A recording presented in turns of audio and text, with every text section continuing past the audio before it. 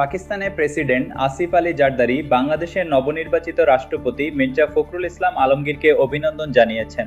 একই সঙ্গে দুই দেশের মধ্যকার দ্বিপক্ষীয় সম্পর্ক আরও সুদৃঢ় করার আগ্রহ প্রকাশ করেছেন তিনি। পাকিস্তান হাইকমিশনের পেজে প্রকাশিত এক বার্তায় আসিফ আলী জারদারি দুই দেশের অভিন্ন ইতিহাস, ধর্মীয় বিশ্বাস ও সাংস্কৃতিক বন্ধনকে পারস্পরিক সম্পর্কের মূল ভিত্তি হিসেবে উল্লেখ করেন। নতুন নেতৃত্বের অধীনে বাংলাদেশের অগ্রগতি কামনা করেন তিনি। দুই দেশের পারস্পরিক সম্পর্কের ইতিবাচক অগ্রগতিকে স্বাগত জানিয়ে স্বার্থ সংশ্লিষ্ট বিভিন্ন ক্ষেত্রে সহযোগিতা বাড়ানোর ওপর গুরুত্ব আরোপ করেন পাকিস্তানের প্রেসিডেন্ট। একই সঙ্গে জনগণের মধ্যে যোগাযোগ বৃদ্ধির প্রয়োজনীয়তার কথাও তুলে ধরেন তিনি।